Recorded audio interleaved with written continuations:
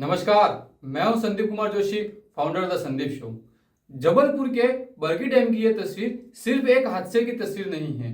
यह सिर्फ एक माँ और बच्चे की तस्वीर नहीं है। यह उस पल की तस्वीर है जहां एक तरफ ममता खड़ी थी और दूसरी तरफ सिस्टम की हार, लापरवाही। कल शाम जब लोग खुशियों के साथ घूमने निकले थे, किसी ने नहीं सोचा था कि कुछ ही पलों में हंसी चीखों में बदल जाएगी। शहर का सफर मातम में बदल जाएगा और कई परिवार हमेशा के लिए टूट जाएंगे। कहा जाता है कि इंसान मौत के सामने सबसे पहले खुद को बचाने की सोचता है, लेकिन माँ अलग होती है। माँ आखिरी सांस तक खुद से पहले अपने बच्चों को बचाती है और इस तस्वीर में वही दिखाई देता है। माँ की सांसें थम चुकी थी, लेकिन उसकी बाहों की पकड़ नहीं टूटी थी। उसने अपने बच्चों को सीने से ऐसे लगाया हुआ था मानो कह रही थी, जिंदगी चली जाए पर मेरा बच्चा नहीं छूटेगा। यह सिर्फ तस्वीर नहीं, यह ममता की परिभाषा है। यह त्याग की आखिरी सीमा है। यह वो दर्द है जिसे देखकर पत्थर दिल भी रो पड़ेगा। लेकिन सवाल सिर्फ भावना का नहीं, सवाल जिम्मेदारी का भी है। अगर मौसम खराब था, अगर तेज हवाएं चल रही थी, अगर खतरे की संभावनाएं थी, तो फिर लोगों को बीच पानी में जाने की अनुमति किसने दी? अगर सुरक्षा का इंतजाम पूरे नहीं थे तो इतने लोगों की जान कैसे गई? अगर नियम बने थे तो हादसा रोकने में काम क्यों नहीं आए? यही वो सवाल है जिनका जवाब हर प्रशासन को देना चाहिए। हमारे देश में अक्सर हादसे के बाद जांच बैठती है, कमेटियां बनती हैं, मुआवजा घोषित होता है और कुछ दिनों तक खबरें चलती हैं, फिर सब शांत हो जाता है। लेकिन जिन घरों की चिराग बुझ जाते हैं उनके लिए कभी कुछ शांत नहीं होता है। जिस माँ की तस्वीर आज सब देख रहे हैं, उस परिवार से पूछिए, उनके लिए दुनिया हमेशा के लिए बदल चुकी है। जिस बच्चे ने माँ की गोद में दम तोड़ा, उसकी कहानी भी पूरी नहीं होगी। जबलपुर का यह हादसा सिर्फ एक खबर नहीं, ये एक चेतावनी है। चेतावनी इस बात की है कि जब सुरक्षा सिर्फ कागजों पर होती है तो जानें असली जिंदगी में जाती हैं। चेतावनी इस बात की कि जब जिम्मेदारी से ज्यादा कमाई जरूरी हो जाती है तो हादसे तय हो जाते हैं।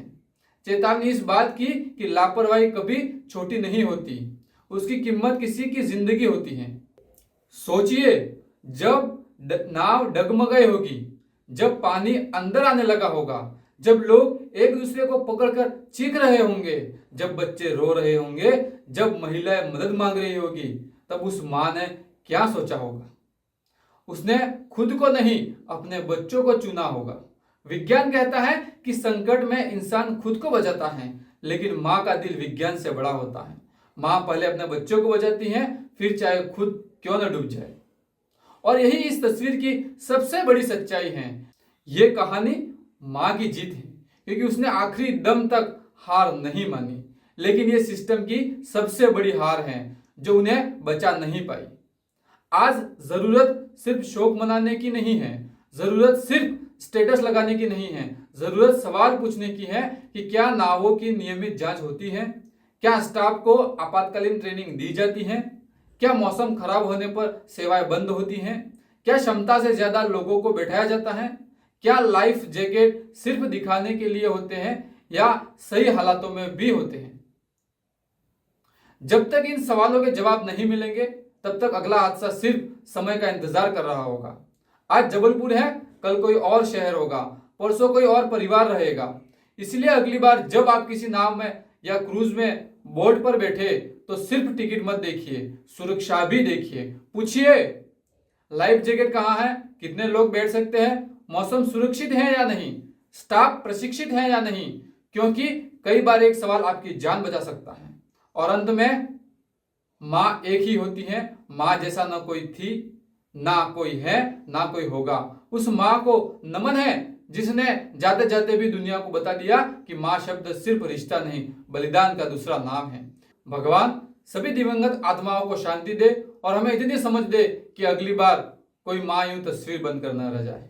इस पर आप क्या सोचते हैं? इसमें प्रशासन की क्या लापरवाही है? क्या ऐसे हादसे दोबारा ना हो, उसके लिए क्या कर सकते हैं? यह कमेंट बॉक्स में आप जरूर बताएं।